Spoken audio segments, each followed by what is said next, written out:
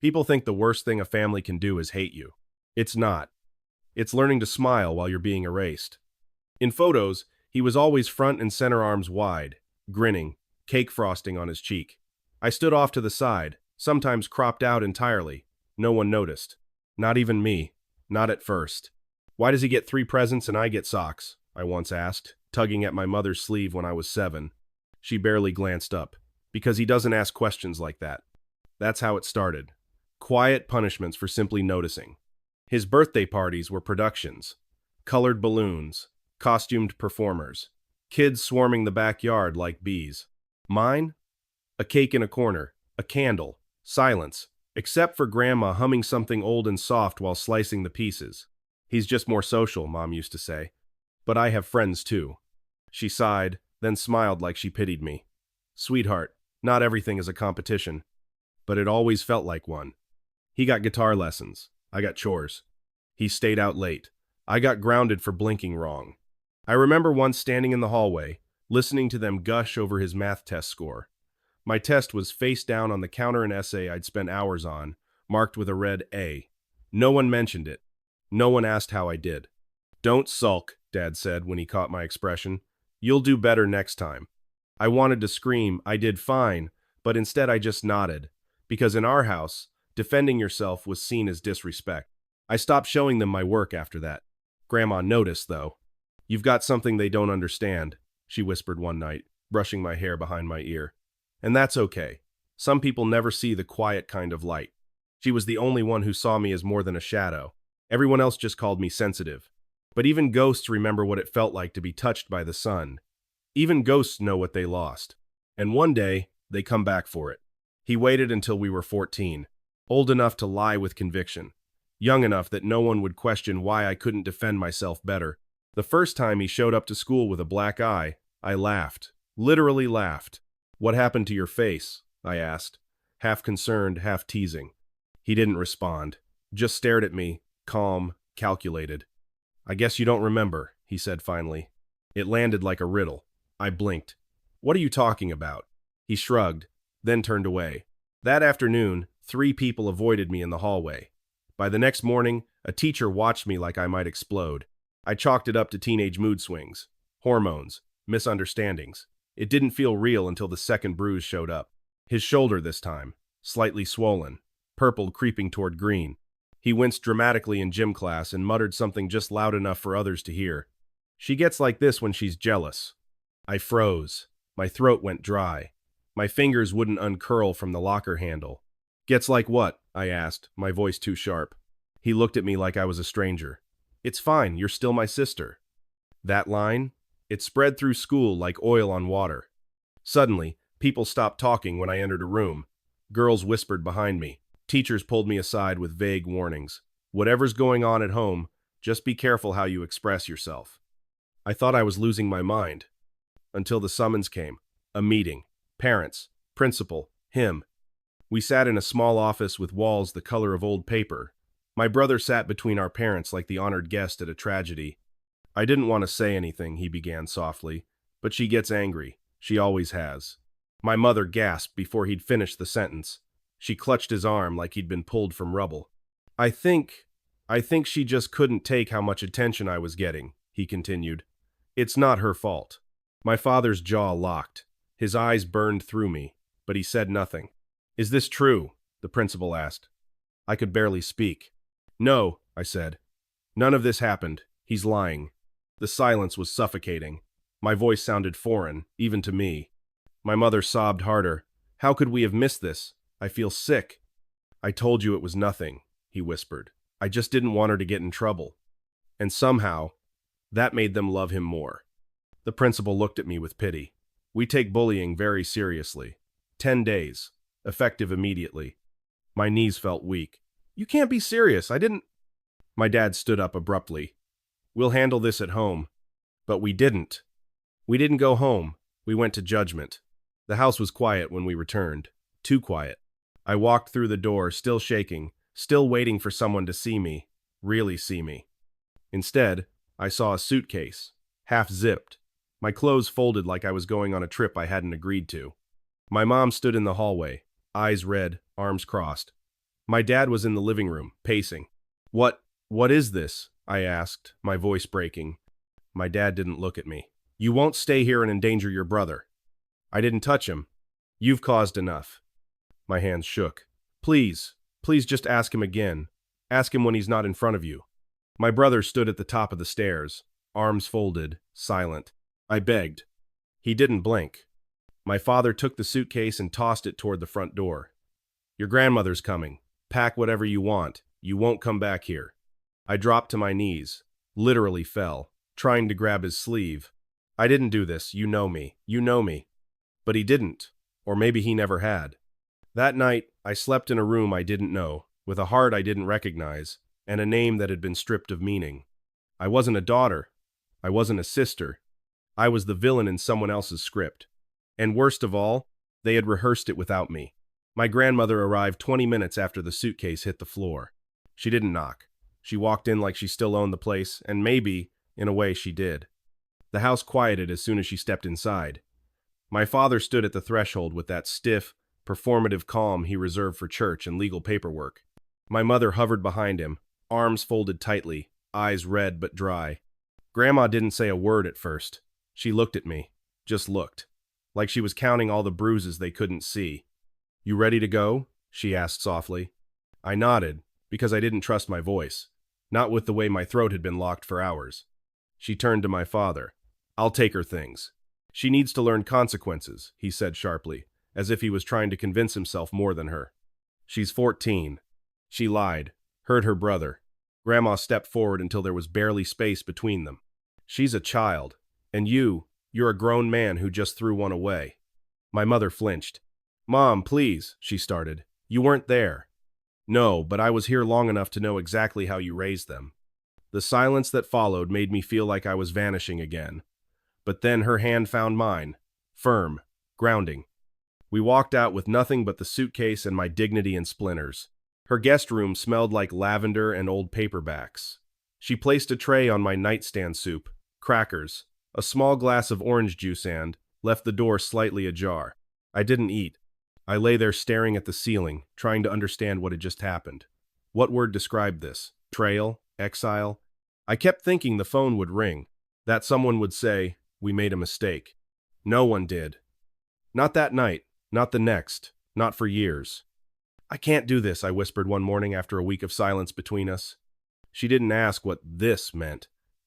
She sat beside me and smoothed my hair. They took your voice, but they didn't take your worth. But no one believes me. I do. A pause. What if I turn into them? My voice cracked. What if I just get colder? You won't, she said. You're already different because you asked that question. School was a battlefield. Even after suspension ended, I returned as a rumor, not a person. Whispers trailed me in hallways like smoke. Teachers watched me like I was a bottle waiting to shatter. I stopped looking people in the eye. I stopped raising my hand.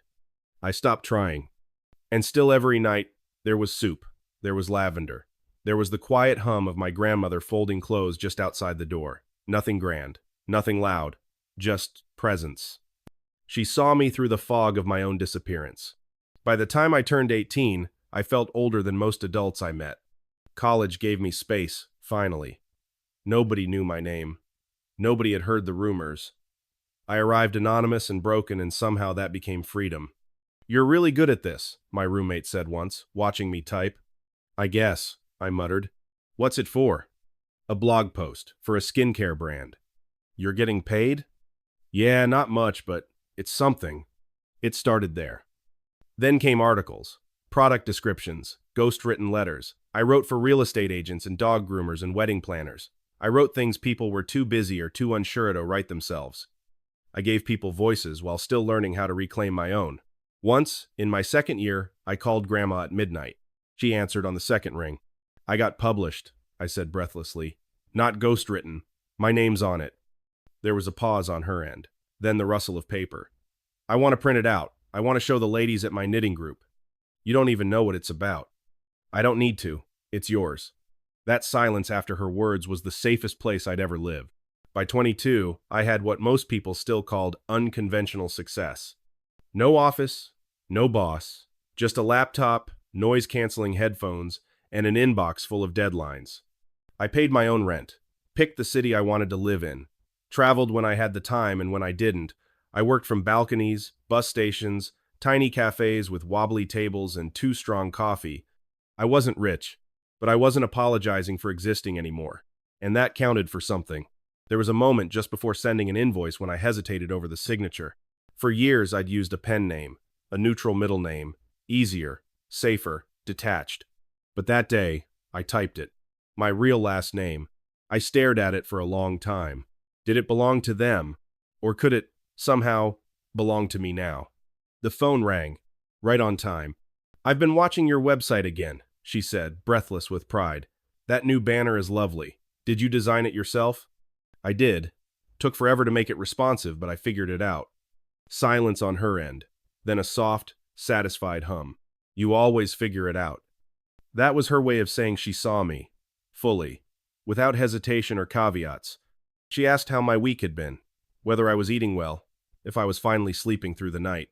I lied, gently, the way you do when someone worries too much. "I'm okay." She didn't press, just exhaled and said, "You sound older. Is that a good thing?" "It means you've become who you were always meant to be." I didn't tell her what happened a week later. How I got invited to speak at a virtual summit about resilience in entrepreneurship. How, during the prep call, the host asked, "Would you prefer a shortened bio or your full one?" And I said, without hesitation, "Use the full name." They asked if it was hyphenated. "Just want to double-check pronunciation." "No hyphen," I said. "It stands on its own." The bio went live 2 days before the event. And with it, something else. A ripple. People from my past started noticing. Old classmates, a former teacher, one distant cousin who messaged, "I didn't know you were still using that name. Thought you'd changed it?" I didn't reply. I didn't need to, because the only opinion that mattered came Saturday morning, when I logged into the call early and found a familiar name in the attendees list. She'd figured out how to join a webinar. The chat popped up, and there it was. "Watching from my garden. You're still my brightest thing. Love, G." I don't remember what I said during that talk, only that I didn't shake, not even once. Afterward, I walked outside.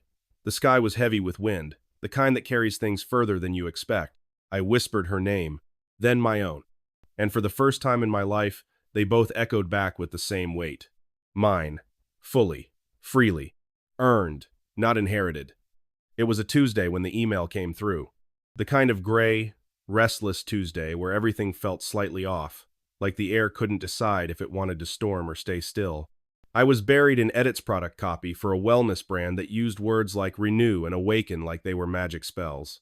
The subject line was blunt. "Young entrepreneurs, would you be willing to share your story?"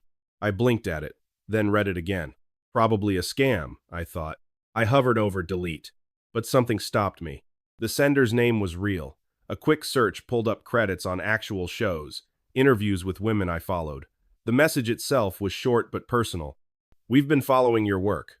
Loved your piece on building a brand from nothing. We think your voice matters. Would you be open to talking?" She referenced a podcast I'd done months earlier, one I almost didn't agree to. She mentioned the way I phrased something about turning silence into strategy. I didn't even remember saying that. I stared at the screen for a long time. Why me? What did I have to say that anyone would care about? I closed the tab, reopened it, walked to the kitchen, poured lukewarm coffee, opened it again, and typed 2 words. "I'm interested." The call came 2 days later. A soft-voiced producer greeted me with warmth and excitement, like we were already collaborators. She explained the format. A small segment in minutes, filmed remotely, just a casual conversation about building a business from nothing. "And we always ask one personal question," she added. "About where you started. What shaped you?" I felt my breath catch. "You mean family?" "Not necessarily," she said gently. "Just something real. Something that reminds people they're not alone." I looked down at my hands. My thumbnail had a small split I kept forgetting to fix. "Okay," I said. "I can do that." When the recording day came, I sat in front of my laptop for half an hour before the call. Camera on, microphone muted. Watching my reflection shift in the grainy preview window. I adjusted my shirt collar, smoothed my hair, then let it fall back out of place. When the host finally greeted me, she was warm, professional. She didn't ask heavy things, not directly. So tell me, she smiled, what made you start this journey? I hesitated, then said, silence. Her eyebrows lifted just slightly. Silence? I grew up in a house where my voice didn't matter, I continued, so I built a life where it does. She nodded slowly. That's powerful. I almost laughed. Powerful. It didn't feel powerful. It felt earned, in painful inches. After the interview ended, I shut my laptop and sat there in the stillness, watching the cursor blink on a blank Word doc. Then, like clockwork, my phone buzzed. A new message. This time, it wasn't an invoice or a deadline. It was a notification. Your segment will air next week. Thank you for sharing your voice. I stared at those words for a long time, not because they scared me, but because for once, they didn't. I hadn't said everything, not yet, but for the first time, I said something. And it was mine. The studio was colder than I expected. Cameras everywhere, a makeup artist dabbing at my face like I was already sweating regret. The host smiled in that polished, practiced way that makes you feel simultaneously seen and observed. You've built something incredible, she said just before we went live. Be honest, did you always know this was possible? I smiled, then hesitated. Yes and no. She nodded. Tell me about your childhood. That was the moment I'd prepared for. Rehearsed in mirrors, edited down to safe shapes. I was raised by my grandmother, I began. She was everything. Strong, constant. She believed in me before I knew what that meant. Your parents? Another pause. They weren't involved. That was the truth. Not the full one, but enough. I think there are a lot of people who grow up invisible in their own homes, I said quietly. We learn to become visible somewhere else. The host leaned in. What would you say to them? I looked at the camera, saw myself on the monitor beside it, a stranger in lipstick and heels. I'd say you don't have to wait for someone to give you a voice. You can build one. The segment aired that night. I posted a clip on Instagram. Within hours, the messages started. Strangers thanking me, clients reposting. Former classmates writing things like, I always knew you'd go far. I didn't reply, but I saw every single one. And then my phone rang. 6 missed calls. My mother's name blinking on the screen like a wound reopened. I stared at it for a long time. My chest was tight, my hands cold. By the 7th call, I answered. Her voice was light, almost cheerful. I saw your interview. I waited. We're proud of you. The words snagged in my chest. My father's voice cut in, deeper, more measured. We were thinking, maybe it's time we talked. I didn't say anything. You've done so well, he continued. Your grandmother would be proud. Would be. She'd passed just months before. A silence stretched between us like a fault line. We need a little help, he added. There it was. For what? The house. It's falling apart, we thought. Maybe you could contribute, help your family. I almost laughed. You threw me out of that house. That was a long time ago. No, I said, sharper now. It's yesterday. For you, it's always yesterday. My mother tried again. We're struggling, sweetheart. This would mean the world to us. I pictured the foyer, the suitcase, the expression on my brother's face as I begged him to tell the truth, and he just walked away. I'll help you, I said finally, but there's a condition. A pause. What condition? You tell the truth, publicly. You gather every family, friends, whoever you gossip to, and you admit what you did, what he did.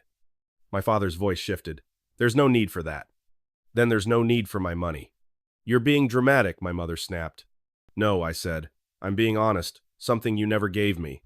Their voices blended, pleading, defensive, agitated. I don't remember the rest. But I remember how it ended.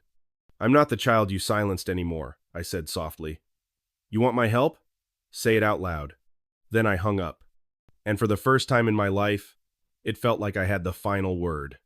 6 missed calls from my mother. All in the span of 20 minutes. No voicemail, just her name blinking on the screen, over and over, like a question I hadn't agreed to answer. I stared at it for an hour, not because I didn't know what to say, because I already knew too well. They never called, not when I got into college, not when I launched my business, not when Grandma died. So why now? I exhaled slowly, then tapped, call back. The phone rang once. Oh, sweetheart. Her voice leapt through the line like it had always been welcome. We saw your interview. You looked beautiful. So composed. I didn't respond. Just waited. We were just saying, she continued, how proud we are. Honestly, it's incredible what you've built. Isn't it, honey? My father's voice joined the call. Steady, almost formal. You've done well for yourself. We've been meaning to reach out. I closed my eyes. There it was, the preamble. Actually, he went on, there's something we were hoping to talk to you about. Of course there was. I leaned back in my chair, watching the cursor blink on the half-finished document I'd been working on. The house, my mother jumped in. It's falling apart, honestly. Pipes, roof, windows, everything.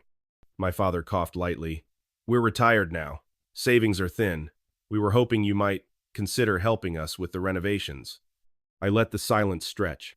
That house, the one they'd exiled me from like I was a stranger at 14, the one where my brother smeared lies across the walls like graffiti and they called it truth. That house still had a ghost in it and it was mine. We know it's asking a lot, my mother said, voice softening. But you've done so well. Surely you could. I didn't scream. I didn't cry. I stayed quiet for a long moment. Then said, sure. A beat of surprised relief filled the line. I'll help you. Oh, thank. On one condition. The air shifted. My father's voice thinned. What condition? You tell the truth, publicly, in front of the family. You say what really happened, that my brother lied, that you believed him, that you punished me for something that never happened. Silence. For a full 10 seconds, the only sound was their breath on the other end. You can't be serious, my mother finally whispered. I am. You want us to embarrass ourselves? I want you to tell the truth. We didn't know, she snapped. We did what we thought was best at the time. No, I said calmly. You did what was easiest. You believed the child who made you feel good, not the one who made you uncomfortable. This isn't necessary, my father cut in. We're family. We should be moving forward. And yet, I said, you only move toward me when you need something. My mother's tone hardened. You're being cruel. I'm being honest. That's new for us, I know. You're really going to deny your parents a little help? I'm not denying you anything, I said. You made a choice. Now I'm giving you one. This is about revenge, she hissed. No, I said. It's about repair, but you can't patch a roof over rot. Neither of them spoke for a long time. Then my father said, this is childish. And I smiled, just a little. Good thing I grew up alone then. I ended the call before they could respond, and sat there in the quiet, not shaking, not broken, just still. I thought I'd feel guilty, but I didn't, because that call wasn't about me. It never had been. It came in the middle of an ordinary Tuesday. I was between deadlines, pouring coffee into a chipped mug when my phone buzzed. One new message. No name, just a number I hadn't stored since high school. I knew before I opened it. You were never wanted. You still aren't. I did lie, yeah. Big deal. Get over it. You're alone, childless, and bitter. Maybe be useful for once and help mom and dad. I didn't blink. I read it once, then again, slowly, as if my brain didn't want to digest what my eyes already knew. Each line cut in a different place. You were never wanted. So simple, so precise, like he'd been waiting to say it his whole life. I stared at the screen for what felt like hours. Not because I didn't know how to respond, but because I finally knew I didn't have to. I didn't cry. I just felt quiet, like the silence before a landslide. That night, I opened my laptop. The cursor blinked against the white screen. I thought about how many words I'd written for strangers, how many stories I'd told in other people's voices. But this would be my own.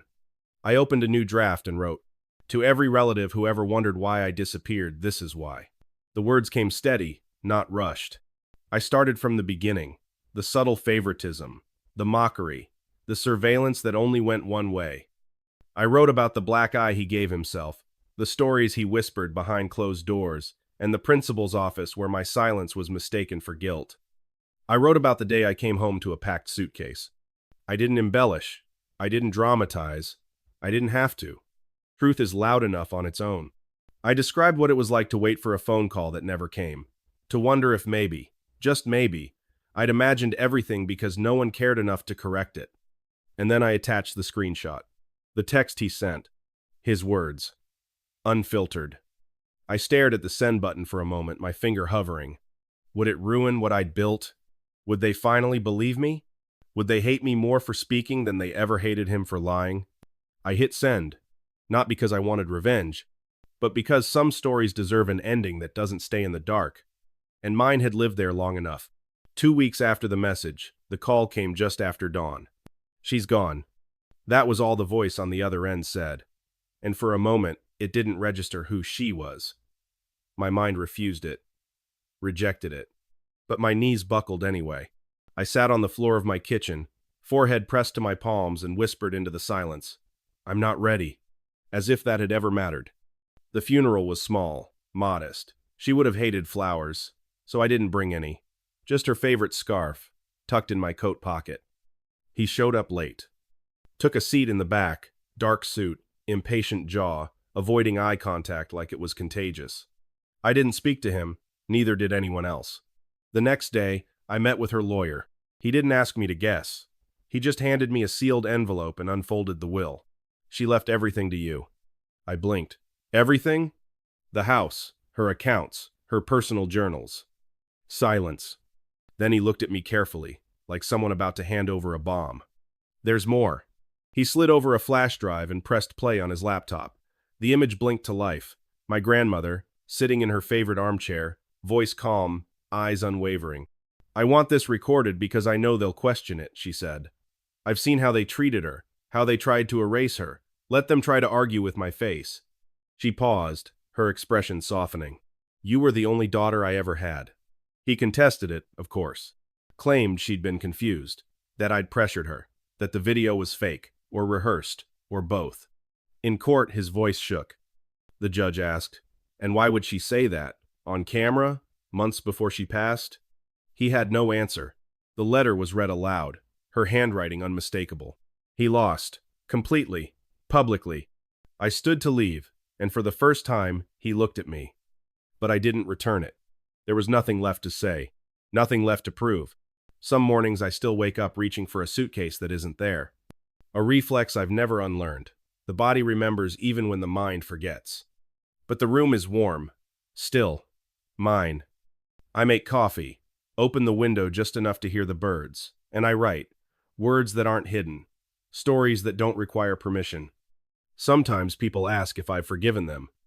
I never know what to say. Forgiveness implies a debt cleared. What they took wasn't something I can reclaim. But peace, I built myself. I walk the garden every morning. Her garden. The lavender still grows, stubborn as ever. "I signed another client," I whisper. "The one we talked about." The wind shifts. A leaf falls onto the path in front of me. And somehow it feels like a reply. Like she's still here. Like she always knew I'd find my way back to myself.